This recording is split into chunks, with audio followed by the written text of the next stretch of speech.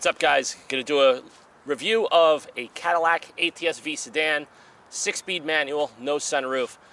This is a wolf in sheep's clothing. They no longer make it, and this is a great opportunity now that I have the Alfa Romeo Giulia Quadrifoglio. This was the benchmark in the smaller sports sedan segment up until the Alfa Romeo Giulia came along. They're so different, all of these cars, from the AMG C63, BMW F80 M3, this car, the new Alfa. They're just very, very good at a lot of things, but they all feel a little bit differently. So I'm just going to give you some exterior styling, talk about some engineering that went into this car, and show you a little bit about the interior, and then we're going to go strap it in and go for a ride. So guys, this is the front end of the Cadillac ATS-V sedan, and it's just really, really well styled. It means business, and all of the ducting and venting here was done intentionally.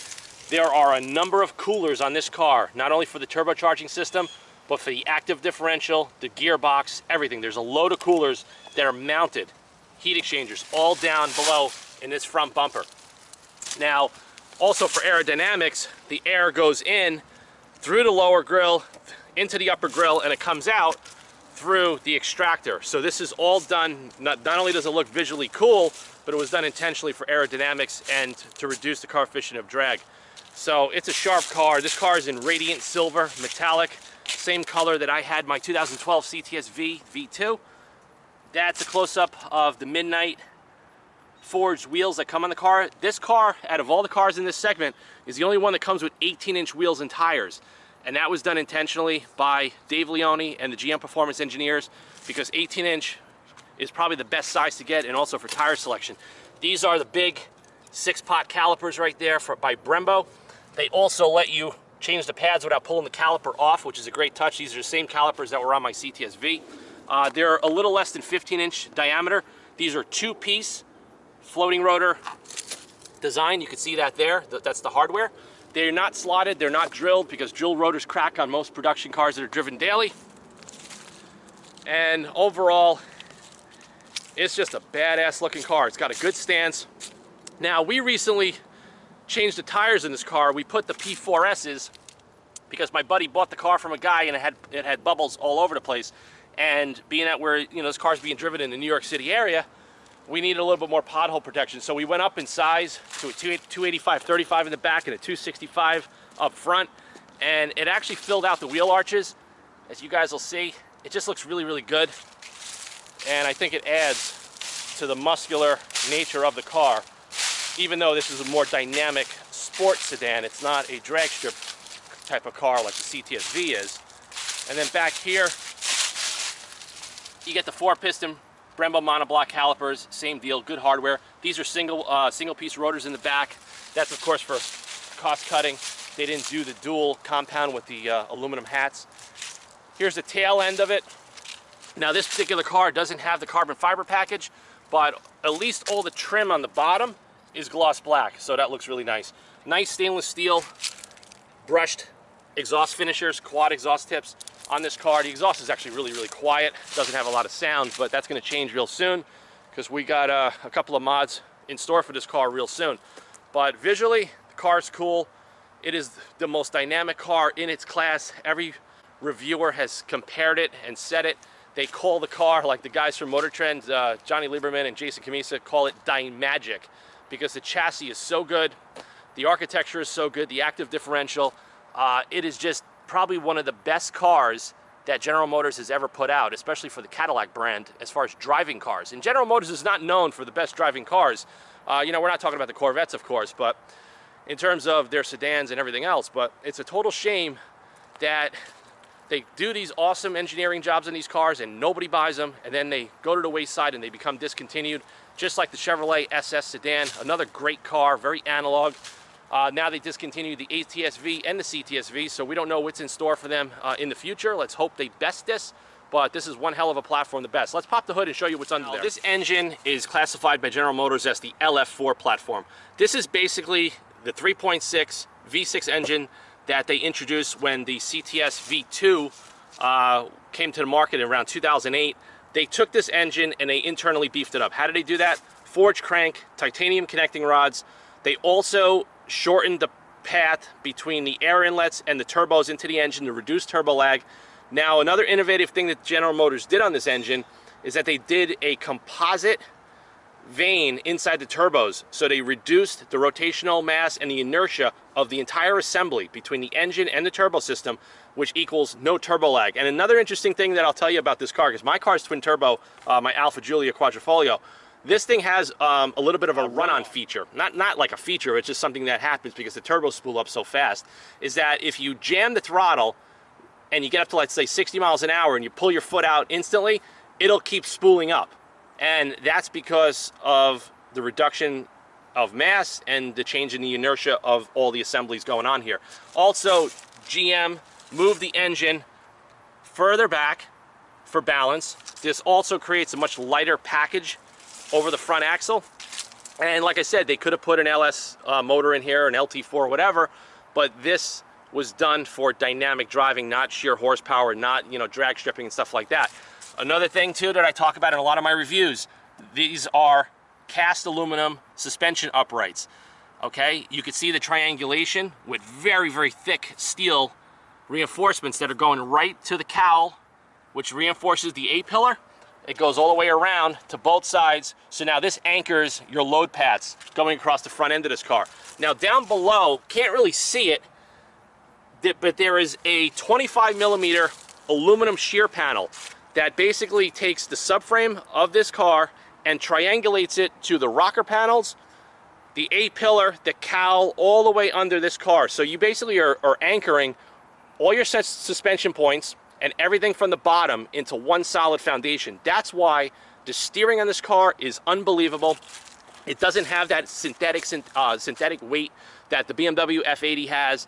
This just feels natural, it feels normal, it gives you the proper feedback that is so hard to get today in a lot of performance cars because they overcomplicate everything, thinking that performance enthusiasts want overly assisted and numb steering, and that's what's sporty, but that's not really what we want. We want sharp, dynamic, and steering that gives us feedback.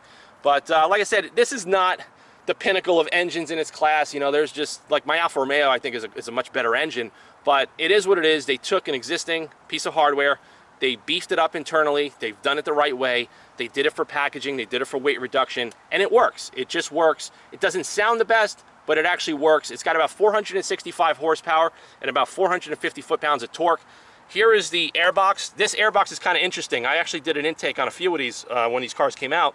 There's two round conical type filters that go in here. So you have one inlet here and one inlet here, and these are your two dual sensors. It's a pretty interesting layout for a V6 to do it like that rather than just having a flat panel filter.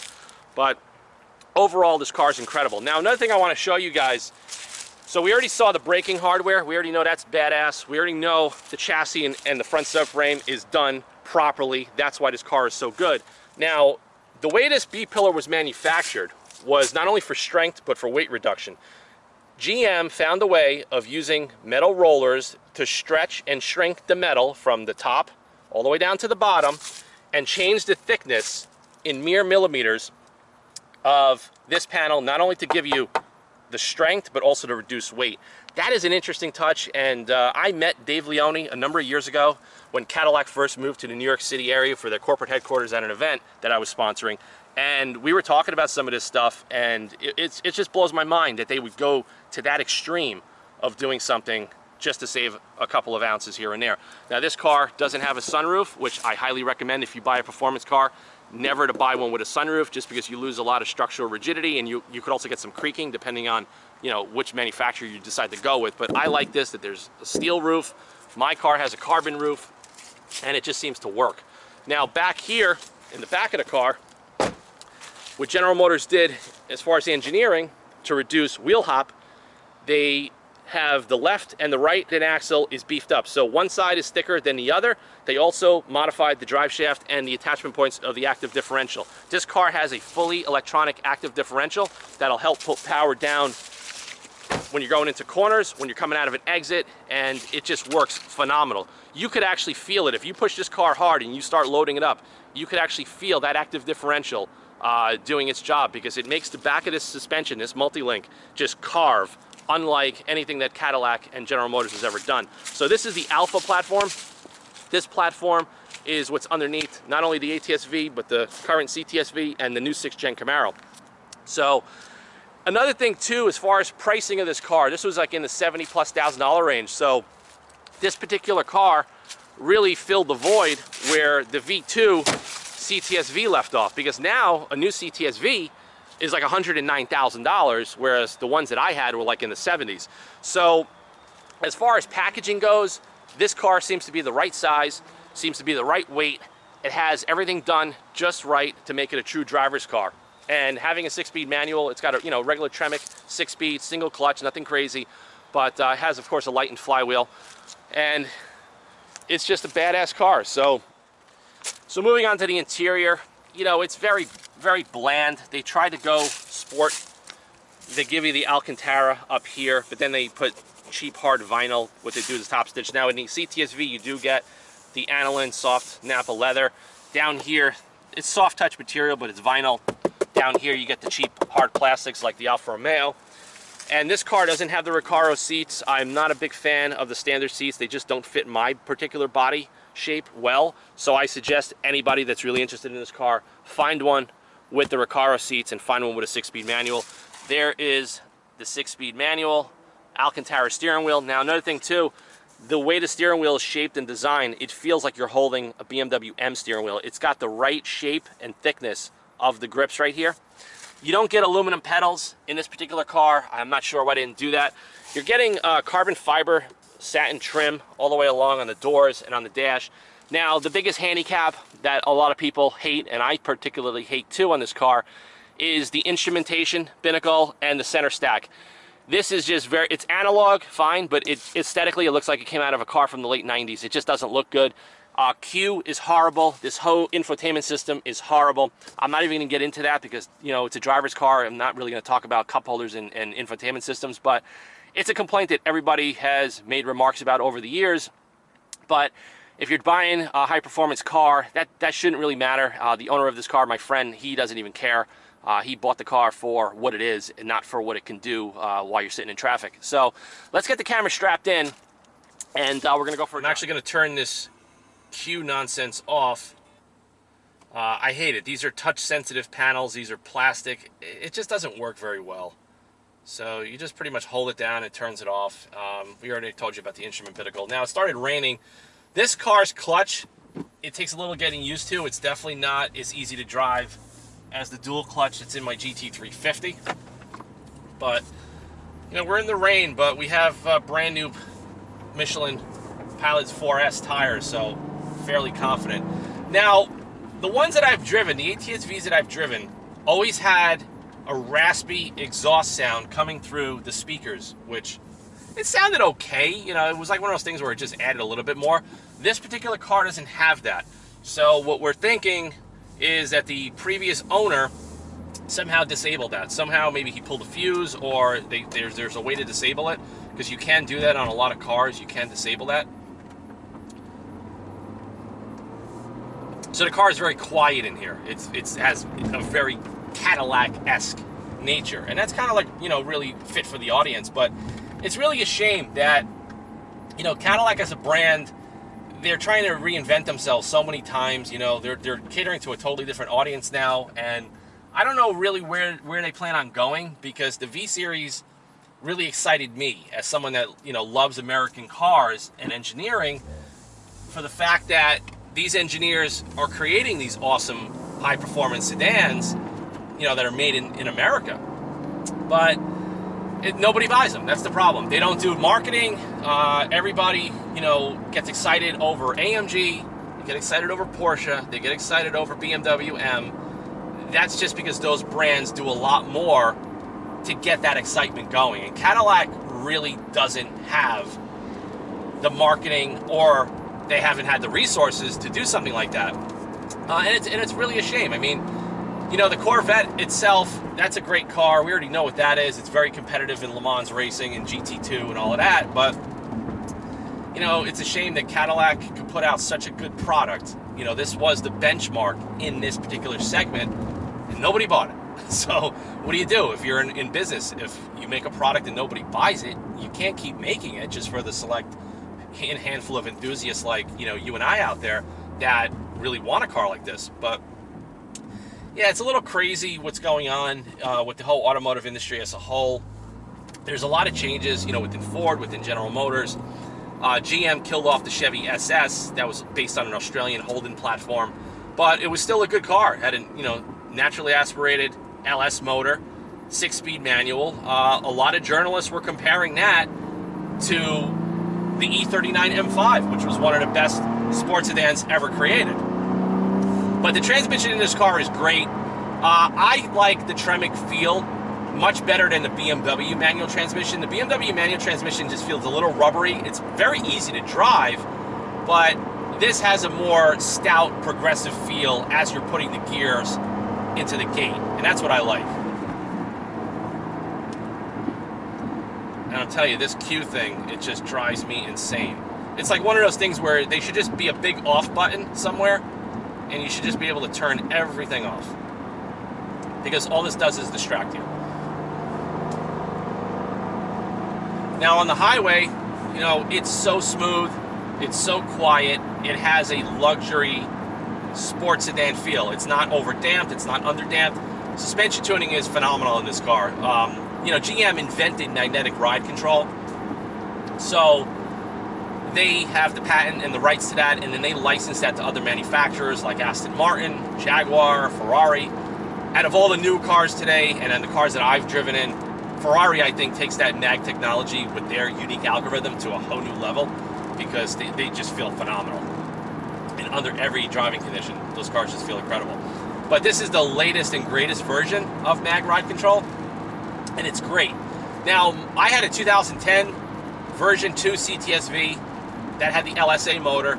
I did a full 750 horsepower upgrade. I did a lot of work on that car, and that had the very first generation of mag ride, so there was just two modes. There was comfort, there was sport, and it was okay, but the chassis in that car, compared to this car or any new car today, it was so antiquated. It wasn't strong. It didn't have that feel, that dynamic feel that this car had. That was a great car to do burnouts. That's really what it was for. It wasn't a car where you could go really canyon carving. It just didn't have the grip. It didn't have the confidence. It didn't have the front end, but it had good steering. The steering was really good. It was a hydraulically power-assisted steering. Now, like all these new cars have EPS systems, but that's another thing. To get an EPS system to feel good, it's all based really on your suspension geometry. You have to have good geometry. If you have geometry that's all over the place, it's going to feel light, it's going to feel over-assisted, it's going to feel numb. And sometimes the geometry of the front end is dictated by the engine they use. So like BMW did a lot of development.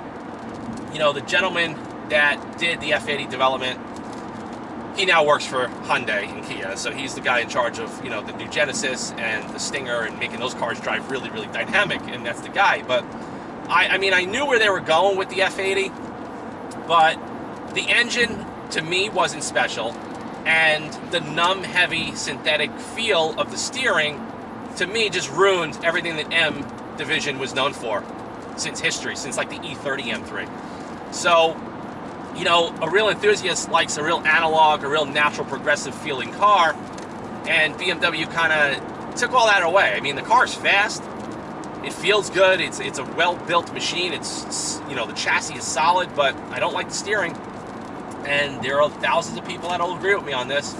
The steering, it just doesn't feel good. It doesn't feel at this level, or as the Alfa Romeo's level. And that's really what I wanted to talk to you about in this video. So I'm going to drive up north a little bit, and we're going to get on some different roads, and then I'll get the camera back on for you guys in a few. So guys, something I wanted to talk about before we go up to some smoother roads. This particular car is a 2017, and it has 22,000 New York City miles, and we're hitting speed bumps on a highway, and there's not one creak and one rattle throughout this entire cabin. Now the highway smoothed it out a hell of a lot more than what it was. It was choppy back there. And you guys could just get some of the audio. This car is an absolute dream to drive. You could actually drive this car at a much more relaxed physical and mental state than you can my Giulia Quadrifoglio. My Giulia Quadrifoglio is very, very high strung. It doesn't really like to be cruised around and driven slow. That's not really where the engineers went with that car. They really aimed that car more towards the race end rather than the luxury performance end, which is not a bad thing. because the car is so damn good.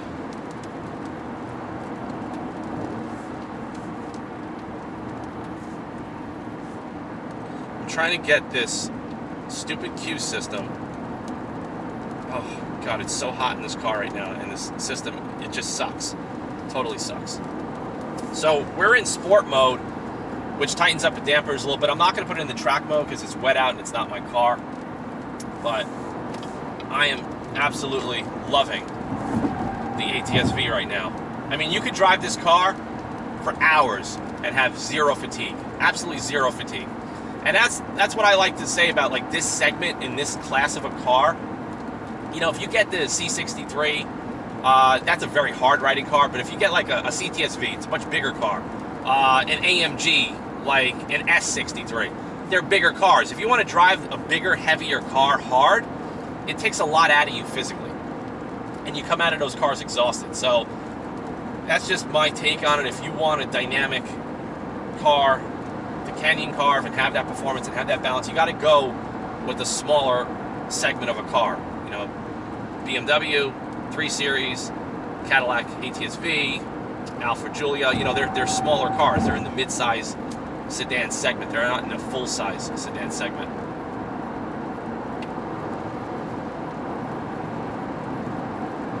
This car is absolutely amazing.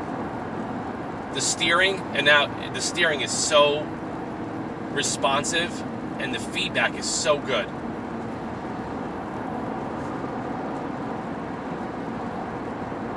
There's zero wander. There's zero dead zone in the steering. I love this car. I was trying to buy one of these brand new, and then I realized they discontinued it. I found this particular car online, and I was going to buy it, but then again, for a daily, I wanted to get away from the 6-speed. That's what made me not buy it.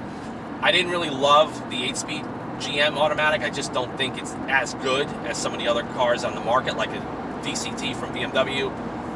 Even AMG's transmission is better, and the Alfa transmission, the ZF 8-speed, is awesome as well. So that really turned me off and kind of took this car off my shopping list. But then I told my friend who was looking for a daily as well, I was like, hey, listen, you got to go check this ATS-V out. I think it's a great deal. It's local. We could put our eyes on it and make sure it's a decent car. And lo and behold, he has it, and I'm driving it right now for you guys. You get a little bit of tone, but not much. I mean, it gets up to speed real fast. Now, this car also has a feature called no lift shift that they incorporated into the car. Basically means that you could have your foot planted in the throttle 100% and shift the gears without taking your foot off the throttle. Now, psychologically, as people that drive manual transmissions, we're programmed not to do that. You know, you always back off the throttle, clutch in, shift, and kind of do the reverse procedure. But this particular car, you could do that. Now, we're on some windy roads right here. Oh God, this thing is so damn good. You could feel the active, the active rear differential just wraps you right around the turns. And I'm hard on the brakes over here on a road like this. You gotta be.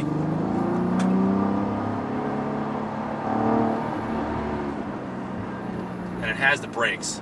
I wish my Alfa had these brakes. These are just better. They feel better. They have better modulation.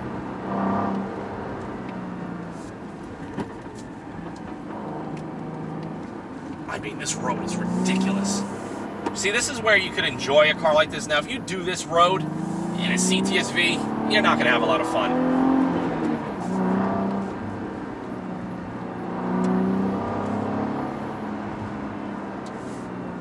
Blind curve. So you got to be careful, man. Woo! There, that active differential kicked in again. I felt it.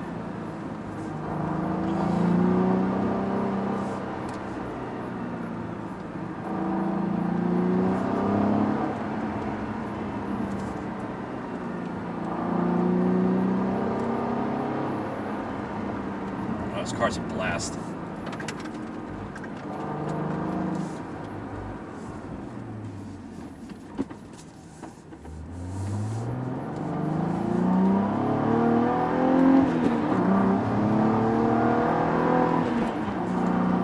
I just love manual transmission cars. I mean, if you're in the mood for it, you can't beat a manual transmission car. And we're at that day and age with automotive manufacturers. They're going to take them all away soon. You'll see. So that's another thing I want to talk to you guys about in this video, is that this car is no longer made. And this car is rare, especially a sedan without a sunroof and the manual transmission. So I think if you guys are out there in the market, you know, the V2 Cadillac CTS-Vs, they're pretty much holding their value pretty strong, especially the wagons. They're going for big money right now because they're rare. People want the 6-speed. People want something that is limited edition. They don't make it anymore. So that's going to drive the demand for these cars higher and higher as time goes on. And I really think if you're looking for a car to buy, you should keep these things on your radar. And not only that, it's American, so you can easily fix it yourself. You don't need no fancy diagnostic equipment or anything like that. I mean, it's a very basic architecture. You know, it doesn't have anything crazy. There's no iDrive. There's no craziness going on here. Yes, the Q system is what it is, but the rest of the car, you know, the transmission, the clutch, axles, all that stuff, I mean, it's easy stuff. If it was to ever fail, any mechanic could do it, or you could do it yourself. And that's another thing, too. With certain cars, I like to work on cars myself. You get to understand how the cars are built. You get to appreciate the engineering. You also get to hate the shortcuts that they put into them. But that's just part of the automotive world we live in today.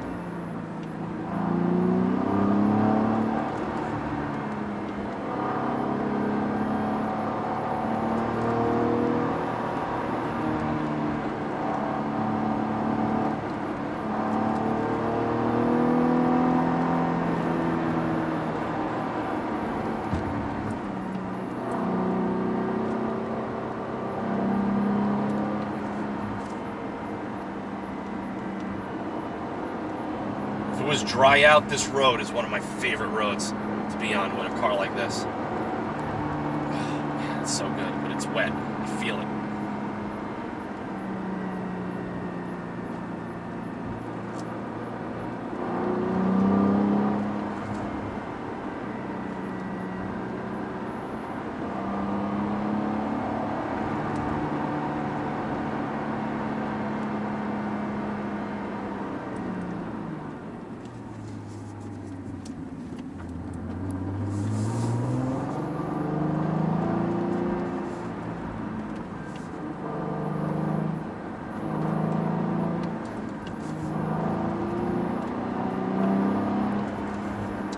Car just has so much grip, so much confidence. It's so stiff, but in a good way. It has the right brakes, the right shock valving, the right feedback in the steering. It's just awesome. It's one of the best cars ever created in this segment. And that's why I love it. And I'm so glad I had the opportunity for a friend of mine to get it, because I really missed driving this car. I must have test driven this car like 40 times at all dealerships all over the place since the car came out in 2015 or 16 when this car first came out. But the steering, as soon as you point it, it's just unbelievable. It's just unbelievable. This is the way you're supposed to build a car.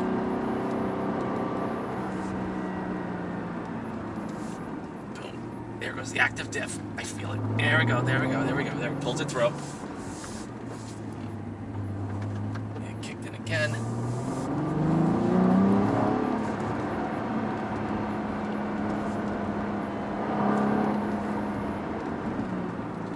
Brakes.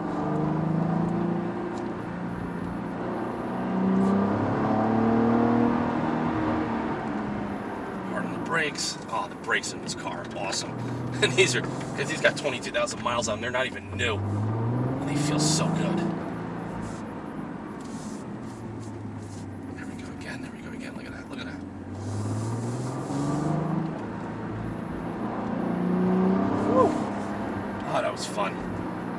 It would have been a lot more fun if it wasn't raining. But so guys, I hope you enjoyed a video on the Cadillac ATS-V 6-speed manual. One of the best cars ever created by General Motors. One of the best sports sedans ever created, period. This is the benchmark and was the benchmark. Now it's really subjective as far as some people may not love the Alpha. They may like this better. Some people may favor the M3. Listen, the great thing about us as consumers of cars and enthusiasts is that we have options, okay?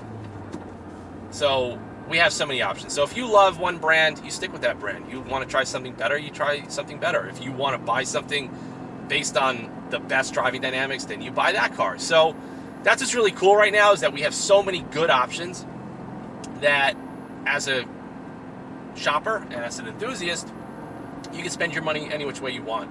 But with all that aside, no car in any segment is perfect. There's always going to be things that you love and hate about it. Like, look, my Alpha is incredible. I absolutely hate the braking system. So as incredible as that car is and dynamic, I don't like the braking system. And then they put racetrack tires that I can't really enjoy in the street right now, so I got to spend more money. So that's where, like, you're always going to be give and take, especially when you're trying to inject high performance into practicality, into mass production. And, you know, there's all these variables that really have to be factored in, and you guys have to think about, because, you know, some of these cars are great value. Some of them are really expensive. I mean, now BMW has the CS package on the M3, and that's like a $110,000 car. And not many people in this segment are willing to swing that. But you can get a car that's incredible like this, with the balance, the poise, the grip, the active differential, the proper aerodynamics, a real 6-speed manual, impeccable and direct steering. You can buy one of these used for like under 40 grand. So it's like a no-brainer. And you can fix it and work on it yourself. So I'm all for that. I'm all for, you know, not going to the dealer unless you really have to, because you kind of know the ideology of dealership service centers these days. They're all into parts changing and warranty claims and making your car worse than what it was when it came in. So see you guys soon. I love this car. I enjoyed shooting this video. Been driving this car all day. And stay tuned to the channel. I'll do some more videos along the way on the ATS-V. We're going to do some modifications. We're going to inject more horsepower into it, and some more, you know, aesthetics. We'll probably do some more carbon fiber treatments on the interior, exterior, and all that. So thanks again for coming along for the ride. Please like, subscribe, and share. Go over to my website. I'm going to do a written review and go into a little bit more detail on all my car reviews, just because it'll give me more freedom to do it as far as time and everything else. Auto-fanatic.com, the automotive lifestyle news section. I'll be posting regular updates on everything that I show on my YouTube channel, and it's going to range from everything automotive across the board. I'm not just going to focus on one particular subject matter, because my enthusiasm is so broad across multiple disciplines with automotive, and that's just who I am. So see you guys soon. Auto Fanatic is going to go back and drive. Take care, guys.